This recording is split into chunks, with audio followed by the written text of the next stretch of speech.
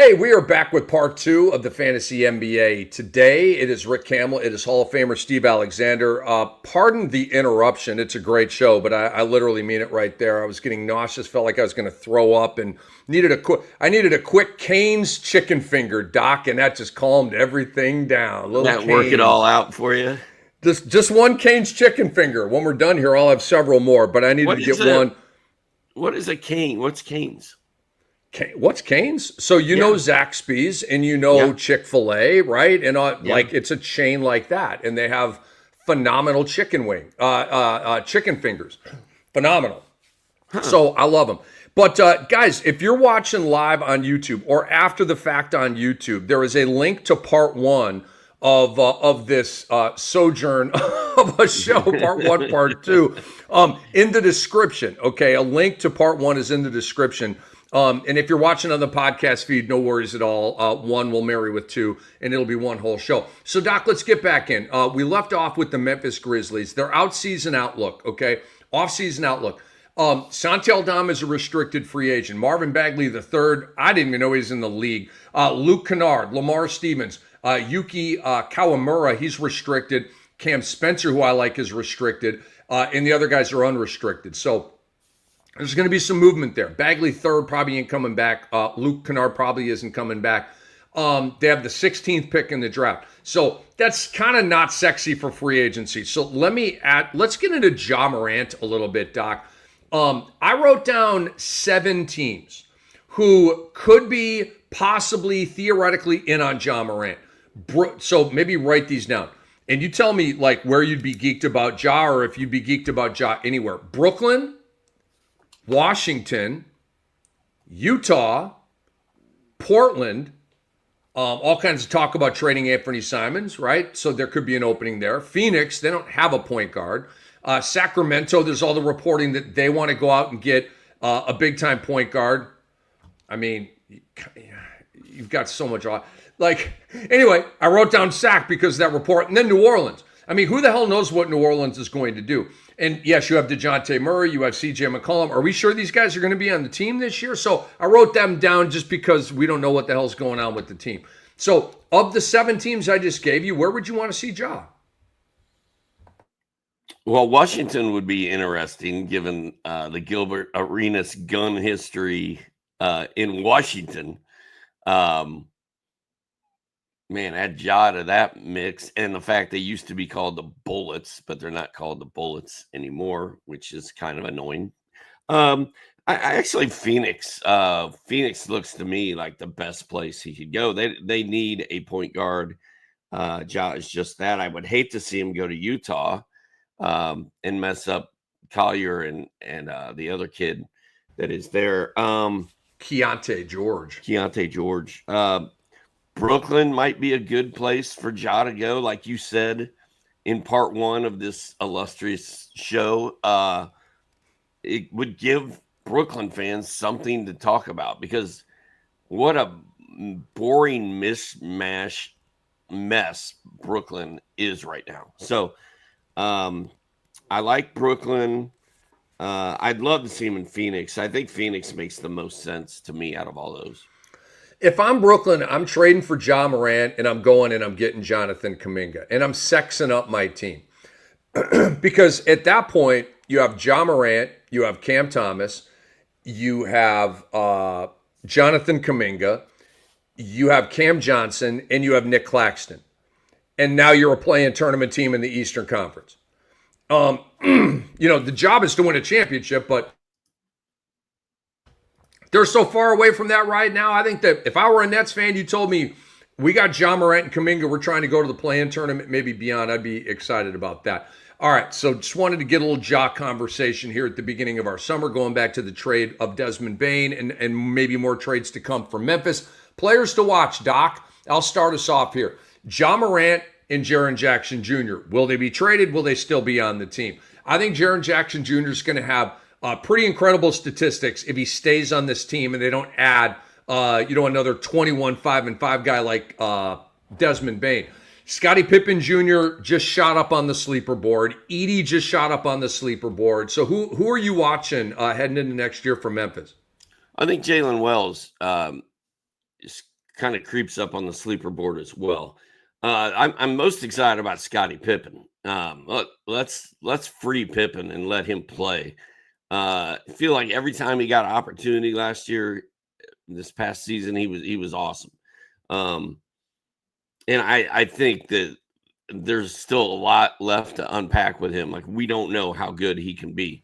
I don't really even know that much about him, but I'm excited about Scottie Pippen. I'm excited. Jaren Jackson Jr. getting traded to another team, it could be game changing for that team, and this could be a championship move for somebody if they can get Jaren Jackson Jr. So I don't know, is Memphis blowing the whole thing up, or John and Jaren Jackson going to get traded? It sounds like they certainly could.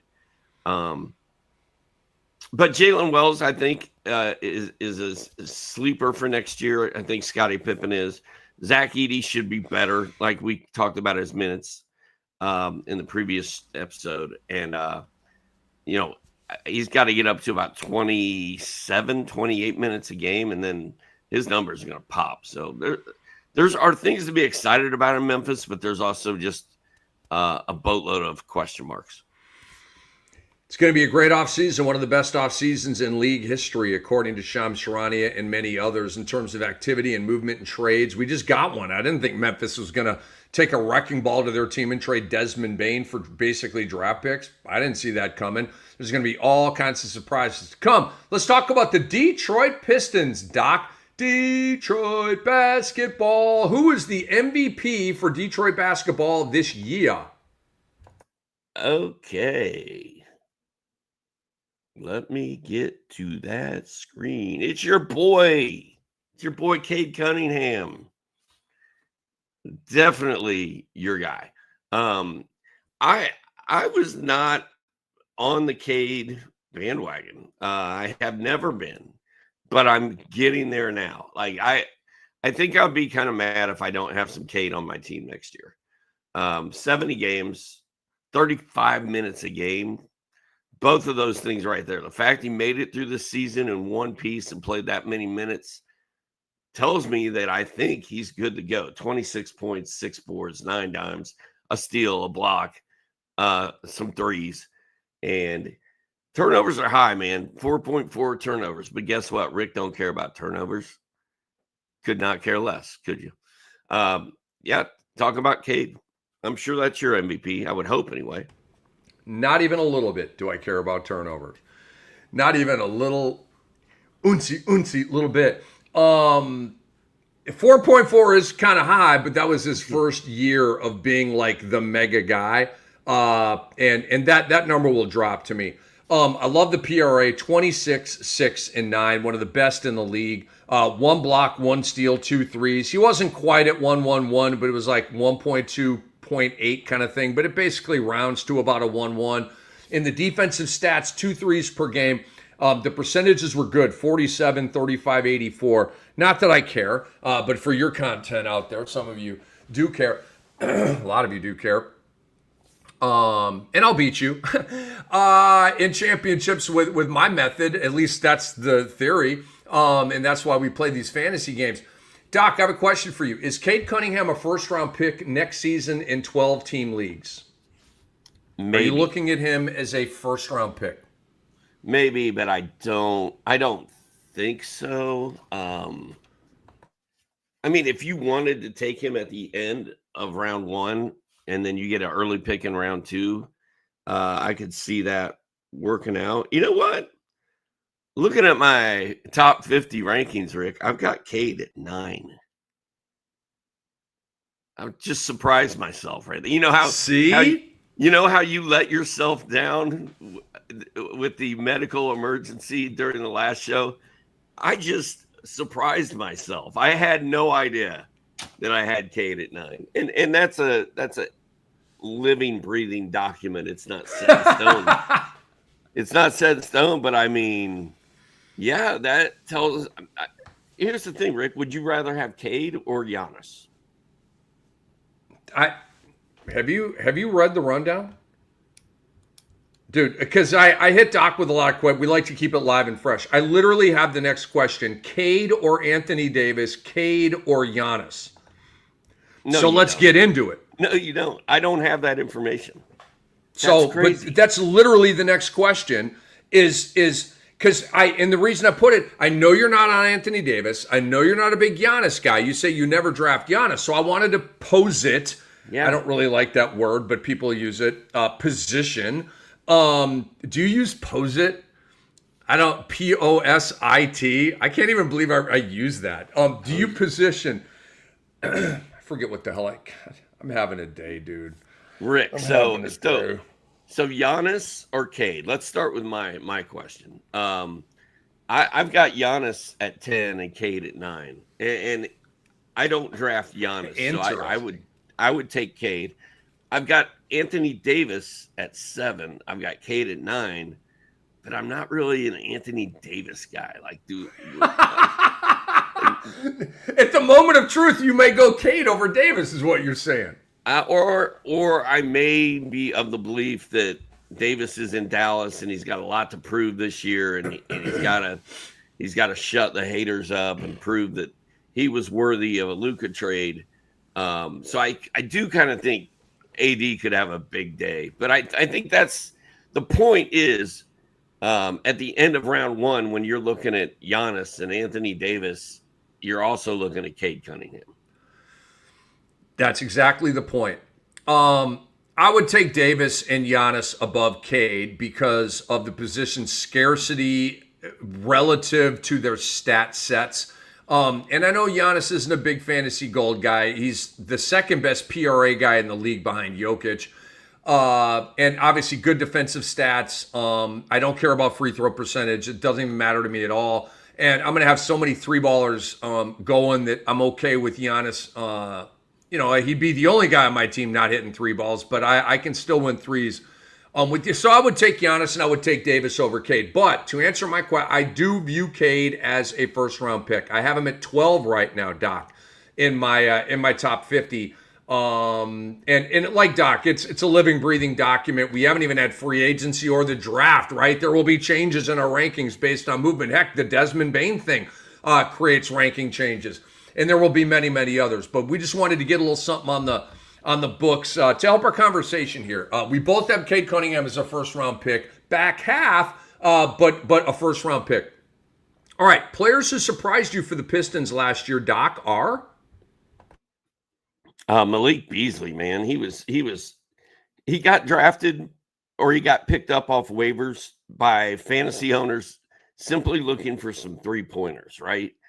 And you got tons of that, but you also got other stuff, man. He shot 42% from three-point land, best on the Pistons easily. And then Beasley averaged 16 points, 2.5 boards, 2 assists, a steal. He was a nice little waiver wire pickup, perhaps one of the waiver wire pickups of the year. And Rick, I think you and I were in on him for sixth man of the year because he was really good. So Malik Beasley was surprising. Alsare Thompson surprised me. I was worried about him playing enough games and getting enough minutes, but man, once they finally let him play, he was kind of fun. We're starting to see what all the hype is about, right? Those were the two most surprising players for me. All right. I agree with you on Beasley. I thought he should have been the sixth man of the year. Certainly Peyton Pritchard had a very legitimate sixth man of the year. It was like Jokic and SGA last year, not this year, but the year when I thought SGA should have won MVP, but Jokic did. It was a 50-50 deal. I'm not butthurt that Beasley didn't win sixth man. He would have gotten my vote. 82 games played, guys. Doc went through the numbers. 3.9 threes. He was up there with Steph and Ant-Man, okay? And it was Malik Beasley. Like, in terms of 3 balls per game, he had an elite season. He's a free agent. We'll talk about that status in a minute. Dennis Schroeder surprised me a little bit, Doc. You remember he was in Golden State. You were kind of hot. He ain't doing shit in Golden State, bro. Not a dang thing. And then so going to Detroit, I was like, what are we getting from Schroeder here? 11 points, 5 assists, 28 games. I mean, it's not great. But I thought he was solid. And I thought Dennis Schroeder, who enters free agency now, did a pretty good job of leaving a good taste in people's mouths. Like we do at sportsethos.com. All of our brilliant minds, including Dr. A, available at sportsethos.com. We pride ourselves on being competitive, taking no shortcuts, and delivering the best fantasy analysis in the game. Our drive is simple. Be the best, win, and help you win with us. So go to sportsethos.com and subscribe. The prices are as low as they will ever be. Our grandfather programs are going to keep your price incredibly cheap as we keep adding more and more value to the platform. Disappointing players for the Pistons this year, Doc, were? Jaden Ivey's injury was a disappointment for sure. He only played 30 games. His injury is part of the reason Malik Beasley was able to blow up.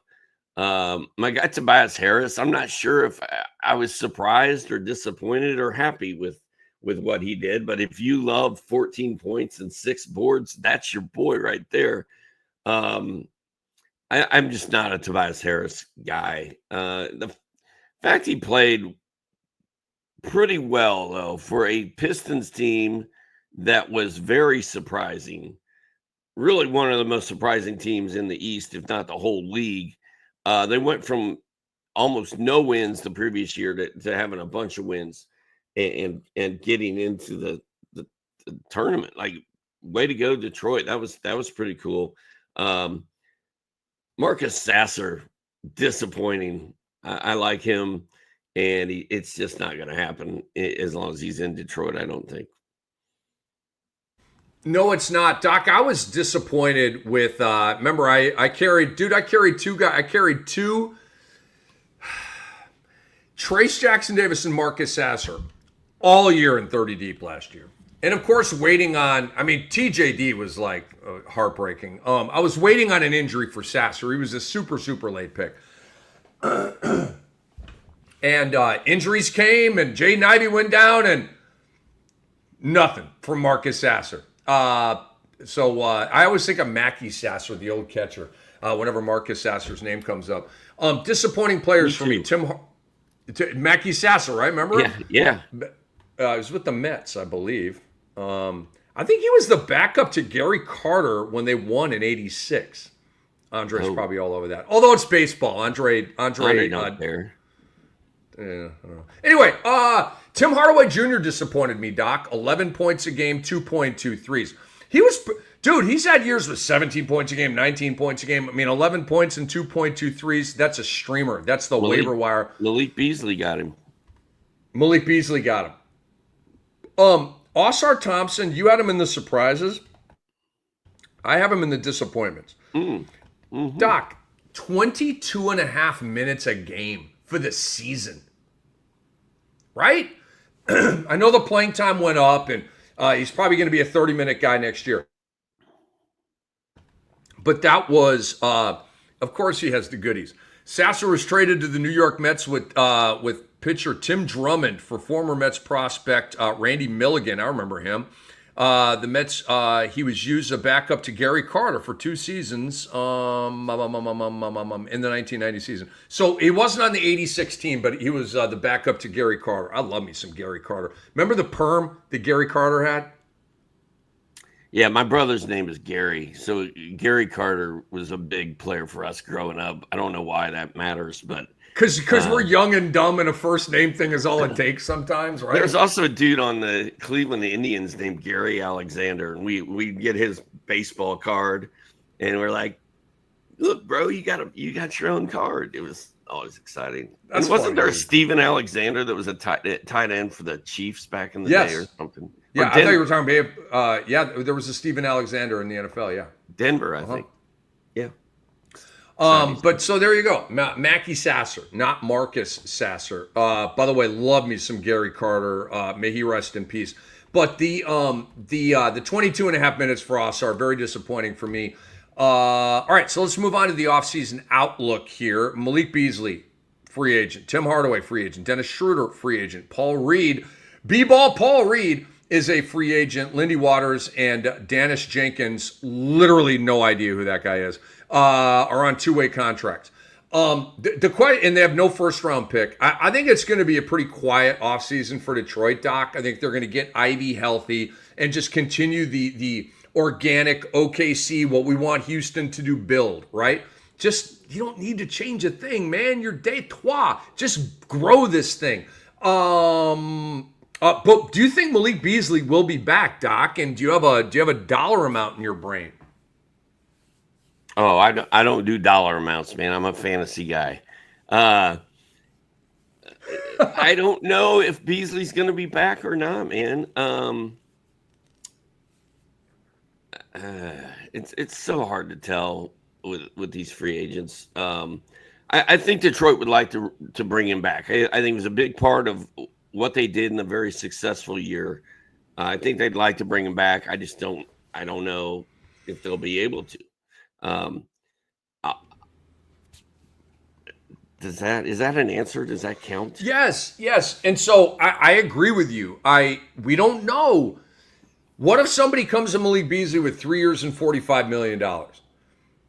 I'm not sure it'll go that high. I do mess around with the money of the league. I love the money of the league.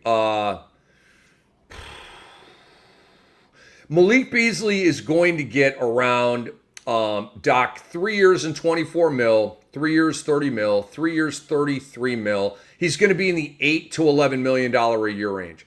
And for an elite three-point shooter, and he's swaggy as hell. I like what he brings to the wood, dude. I think Detroit would be crazy to let him go. Crazy. Doc, Detroit is out of wreckage. They were a top 6 team. You can't just act like, oh, we can get anybody to do what Malik Beasley just did. He made history, bro. He had a historic season. Some thought he was the 6-man winner. Okay, that you can't just go out and get another guy off waivers that you think is going to duplicate 16 points and 4 threes a game. That's a special player, and it fits.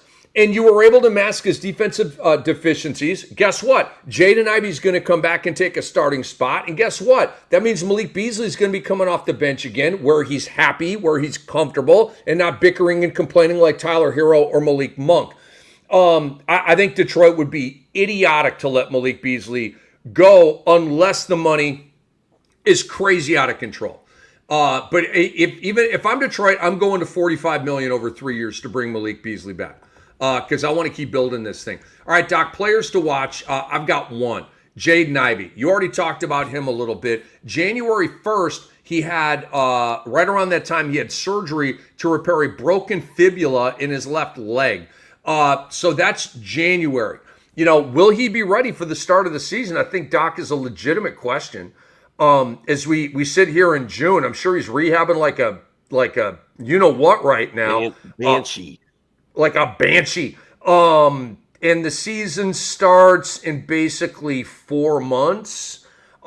He should be ready, but I don't think we can put that to bed yet. But Doc, the stat line was pretty good, dude. 17, 4, and 4. I like. 1.3 combined defensive stats. Okay. 2.1 threes. Shot 41% on threes. 46% from the field. Dude, Ivy was coming before he went down, man. So I'm kind of psyched about Jaden Ivey. Well, and I wonder, dude, does Detroit want Jaden Ivey and Malik Beasley? I feel like it's one or the other, right? I mean, they could coexist, but I don't think it's ideal. So yeah, that's a big one. One guy that somehow we talked about the Pistons, we didn't mention Jalen Duren. He had a nice year. He had a double-double with a block. Kind of want to see him take that to the next level. Like, a lot of people are excited about Jalen Duren's career, and 12 and 10 and 1 is okay, but I'd like to see it more like 16 and 12 and 2. So can Jalen Duren get it to the next level? And then Oscar Thompson, is he going to blow up next year? Is the minute handcuff finally going to be removed? And then you mentioned big ball Paul Reed. Remember when he was backing up Joel Embiid, and every time Embiid would go down, everybody would be like, big ball Paul, B-ball Paul. Yeah. Got a good B-ball Paul. Dude, he goes to Detroit. You don't even know he's there. Like, Remember, he was in New York for a cup of coffee too, I think. The invisible man. So whatever. Hopefully the B-ball Paul days are behind us. I just love that nickname. It's such a nondescript player, B-ball Paul. Andre's giving us some intel on Malik Beasley money. Bobby Marks of ESPN says the maximum annual salary Detroit can sign Beasley to is $7.2 million since Beasley has non-bird rights. But, and it's a big old but, Detroit could also use its mid-level exception to sign him for more money. So that means they could go up to 9, 10, 11, 12, whatever that price point is. Again, I don't know if they're going to bring him back. I would just strongly recommend if the money is legit that you bring back Malik Beasley. And I think Malik Beasley and Jaden Ivey can perfectly coexist with Ivey in the starting five and Beasley coming off the bench playing between 24 and 30 minutes, backing up, I don't know, a variety of spots. Shoot, when you talk about bench, you could probably back up 1, 2, 3, and 4 and just be out there banging threes. All right, Doc, we have reached finals time. And if you want a little bit of a recap, before we give our predictions for Game 5, let's talk about Game 3 and Game 4, the two games since we have been off. And you have, so go ahead, like whatever you want to say on those games. Obviously, Game 4, it was the SGA takeover on Friday night. So what kind of recap do you want to get into here? Was it the SGA takeover or was it the Scott Foster takeover? I'm not sure. Or the Pacers choke. You got to throw that in there too. Game 3, it was Benny Mathurin time, and also T.J. McConnell. Like, those two guys were incredible off the bench for the Pacers. Mathurin had a huge game in Game 3. Pacers wanted to win at the end and kind of easily, and that was exciting. Game 4, the Pacers were in control the entire game. They were, the second half they were in control. They're up 10 with like 5 minutes left, and then a lot of calls went Oklahoma City's way. The Pacers choked. Just nothing good happened in the last 3 or 4 minutes of that game, from my perspective, especially when I had the Pacers +6 and they lost by 7. Buzzkill. Everything about Game 4 just sucked for me personally. Bro, I took a bath. I took a bath on Friday. And it looked so good, 10 minutes earlier. We were like, yeah. Dude, Indiana had it. It was theirs. The championship was theirs, bro. And they blew it. And it was a combination. They blew it and OKC took it. It wasn't one or the other. It was both. But there was a lot of Indiana blowing it, man. 17 points in the fourth quarter. 1 point in the final 3:20. I mean, close the game. Finish the deal. They had a chance. They were poised over Dracula, who was bleeding out on the battlefield. And they had the mallet, they had the stake right at Dracula's heart. And they were like, boom. And they got knocked off of Dracula just at the last second. And then Dracula, did what he does. And now Dracula's alive and well. And good luck, because you didn't kill the boogeyman when you had a chance. Doc, just mesmerized with SGA's takeover, bro. He had 15 points, like in the final 3, whatever it was in the game. 15 of their last 16 points. It was a Jordan-esque, Kobe-esque takeover, a refuse to lose. No, not today. So all that stuff was super, super impressive on the OKC side. And on the Indiana side, I thought it wasn't like a James Harden, it wasn't like the super choke job. It was like a subtle choke job, but a very, very important and ill-timed choke job in terms of you having that opportunity to go in for the kill and you missed it. So let's look ahead to Game 5, Doc. The line is a bulbous 9.5. Where are you at with the ATS and maybe some prop bets here on Game 5 tonight? Well, it's Pacers at Thunder tonight at 8:30. OKC is favored by 9.5 points because it's at OKC. I haven't really sat down to do any wagering on this game. But I have not seen Oklahoma City blow out these Pacers like they've blown everybody else out. Like at least after 4 games, you think there would have been one 30-point massacre, right?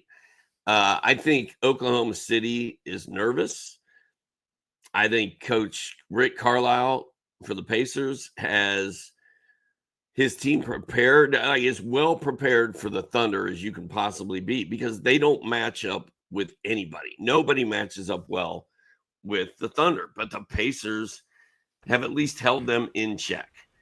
I'm going to take the Pacers and the points just because we haven't seen a blowout yet. And I feel like I will also say this. If there's going to be a blowout, it's probably going to be tonight. I just don't think it's coming.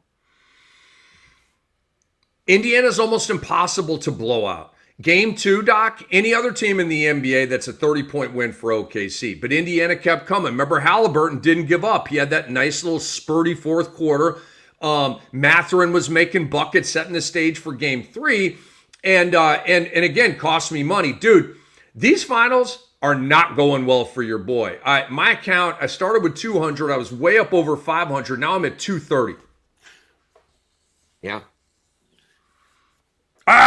Right? Like, the series, dude. Look, entertainment-wise, I'm loving what we're watching. Betting-wise, I want boring. Boring works in betting because boring is predictable. Boring is an investment. Like when you know, this team's going to crank this team. Now it's just math. Okay, how much are they going to win by? When to attack? When to go with the live betting? This damn Indiana OKC series, dude, is like a Tarantino movie. Like the plot twists. We're going to get plot twists tonight, bro. We are. Weird shit is going to happen in tonight's game. Doc, I am with you. I'm going to take the points here. It's just a ton of points. Indiana is incredibly hard to beat even by double digits, let alone like massacre them, which I don't think is going to happen. I do think OKC wins the game, though, giving Indiana their first back-to-back losses since March 10th. That's a bit of a leap of faith telling you that, but I do think Indiana is going to win the game. OKC is going to win the game, and it's going to make a terrific betting opportunity for all of us in Game 6 when Indiana has death at its door, and I think Indiana is going to win Game 6 and force a Game 7. All right, Doc, let me give you some prop bets here. I like Halliburton.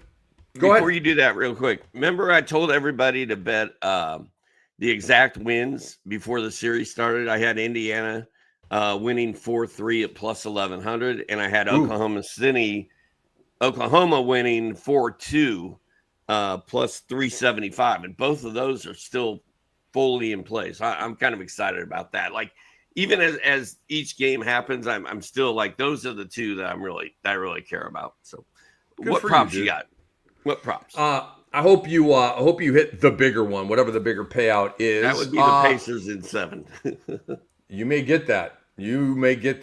I like Halliburton's over tonight, Doc. It's at 17.5. He went 14, 17, 22, 18 over the number of the last 2 games. I think the problem in Game 1 and the first 3 quarters of Game 2 is Halliburton wasn't aggressive enough. We've seen a little bit of a change with that. Not huge, but a little bit of a change with that. He knows he's got to be more aggressive from the start of games. So he's gone over both times with that mindset on 17.5. I like Aaron Nesmith just because he's coming off a lousy game. 2 of 9 shooting, 8 points. His number's at 10.5. I see him bouncing back. And then Doc, Rick Carlisle went away from Mathurin in Game 4. Okay, let me take you through his last 7 games, going back to the New York series. 20 points, 23 points. He had 4 points in that last win against New York. 5 in Game 1, 14 in Game 2, 27 explosion in Game 3, then back down to 8 points in 14 minutes in Game 4. I believe that Mathurin is going to be a key guy tonight to try to get Indiana to cover that spread, maybe even win. I think he will get more than 14 minutes, and I think he will have more than the 8 points. His number is 8.5. So that's where I'm at. I got Benny Math, I got Nesmith, and I got a little Hallie. All right, man. I got Siakam points over and Halliburton points over. Rick, get us out of here. For Dr. Ray, for Andre Lemouche, and I really appreciate his patience with me, we are out. We will see you very, very soon here. This 2-episode extravaganza is over, and this episode has been brought to you by Bet Online. We'll see you soon.